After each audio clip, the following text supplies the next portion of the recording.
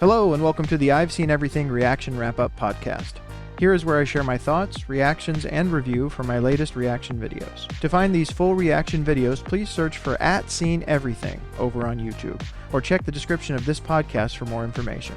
Also, please remember to rate and comment on this episode, and follow the podcast so you can see when I'm putting out new wrap-ups. And now, on to my latest wrap-up for Fight Club. And that is where we leave it, folks.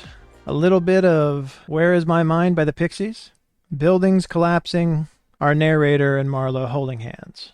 Iconic shot. And of course, the spliced in pornographic frame, just for consistency.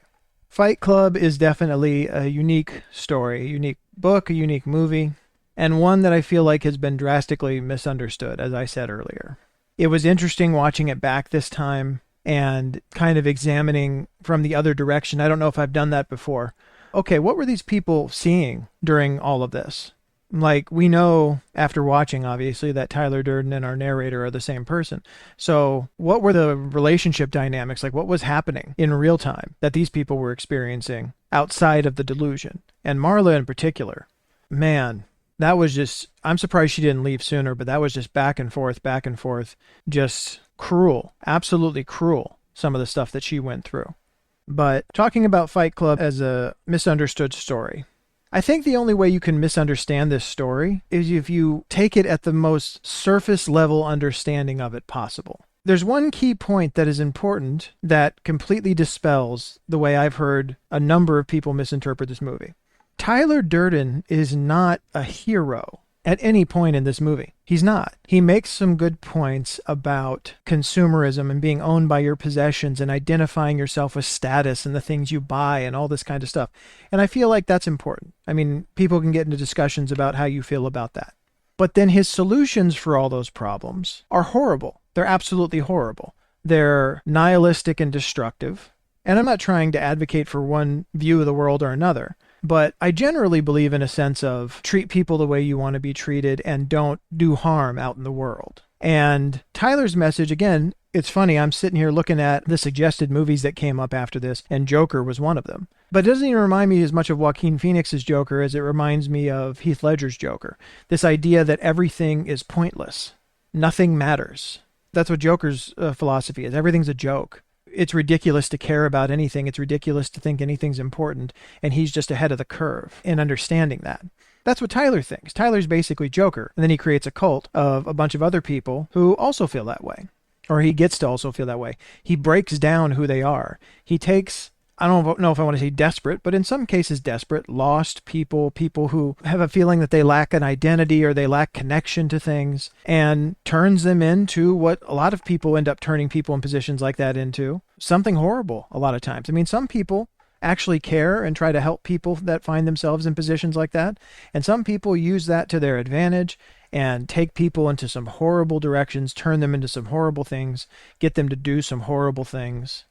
The one thing that was always missing from Tyler's perspective was any sense of responsibility for yourself. It was all whiny crybaby stuff of, oh, we are the victims. This has all been done to us. And it's like, well, where's your responsibility in the equation? You kind of went along with it. Maybe the simplest solution is just that you take responsibility for your part in it and refuse to participate in it anymore. Go and find a better way for you to live. Find a way that has more purpose, more meaning, that involves things you care about and puts good out in the world. Instead of blaming the whole world for your problems and devoting yourself to nothing more than creating chaos at every turn because you think everything is pointless, life is pointless, anything is pointless. There are a lot of things out there that are pointless. This movie has some very fair criticism of some of them. I mean, this was really before social media got going, but that would be on the table, I'm sure. Again, money, possessions, fame, all of it. What's it all really worth at the end of the day, and how much do people obsess over it? There's a fair argument to be made about those things. But again, his solutions are completely wrong. And again, he's not the hero. What happens? At the end of the story, he's destroyed. And I wouldn't say that our protagonist is a hero, but our protagonist is the one that we've been following. We're on the journey with him. So he goes from this place where he feels lost, disconnected, although, completely soaked into these ideas of what you're supposed to want in society. That idea that you're going to be complete. That idea that I'm going to buy the right things and do the right things and everything, my life's going to be perfect, and then I'll be happy. No. You can't rely on other people to tell you what it is that's going to make you happy. I mean, you can, like therapists and things like that can help you figure it out, but it's like, it's inside of you. You have to figure out inside yourself what's going to make you happy. And hopefully what's going to make you happy that doesn't bring harm to anybody else. And hopefully doesn't bring harm to you either. But those things aren't going to make you happy. And then following this crazy ideology of Tyler's isn't going to make you happy. He felt lost and isolated and alone. And then he started going to these support groups. And they were support groups for things that he didn't have. So it found like this subversive thing, like he was stealing something, going to these places that he kind of didn't feel like he had a right to go. Although there were probably support groups for the stuff he actually was dealing with. There's probably support groups for insomniacs and all this other kinds of stuff. And there's therapy and all of it. But what he found there was, he said, giving up. It wasn't giving up. It was letting go. It was finally letting go emotionally. It was finally letting go of all of this stuff you'd been holding inside that you didn't know how to get out of you. And then you finally were able to decompress and he could sleep again and all the rest of this. And for some reason, Marla being there bothered him and he couldn't do it anymore because he had some other thing that was blocking him. It wasn't her fault. She wasn't doing anything wrong. She was there doing the same thing he was. They were very much alike from the beginning, even though they were different in certain ways. And then he found Tyler and found this other thing by accident, it seemed like, that did the same thing, or maybe even did a better job at helping him release the tension in him, all of the emotions in him, helped him get it out. But then he was so desperate to hold on to this connection with Tyler, even as it got more and more and more toxic, that he accepted stuff he shouldn't have. Stuff was going on that he didn't even really know about, but like this whole thing was happening around him, and there were several times at which he could have left and said, I'm not going to be part of this anymore, not knowing, again, obviously, that he and Tyler were the same person at that point. And he didn't, because ultimately he made choices about this connection, this thing he had with Tyler that made him finally feel alive, that made him finally feel connected, made him feel free. That was more important to him than looking around and saying, oh, there's some really troubling things going on around here. Even before all the other stuff was happening, Tyler kept talking about explosives and he kept talking about all this other true believer stuff. It should have been red flags all over the place. But this person was lost. Our narrator was lost himself, looking for purpose, looking for meaning. And Tyler was helping to recreate that for him. It wasn't until the end that he realized that he didn't want or need any of that stuff.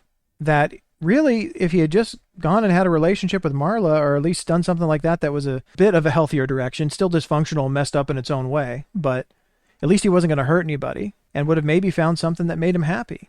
I'm interested to read the comic book. I don't think I did. I'm pretty sure I never read it. But there's a comic book sequel to this, as I said. It's just called Fight Club 2. Chuck Palahniuk was involved in it. Just to see what happens. Like, is Project Mayhem still around? Does he deconstruct it somehow? Like, what happens? I always enjoy this movie. It always makes me think. It always takes me through certain emotions and ideas. Again, this movie has changed meaning for me kind of to some degree, or my understanding of it is kind of deepened over time. I really enjoy it. I'm glad to watch it again and explore it with all of you. Let me know what you think about it. What are your thoughts about this movie? It's a complicated one.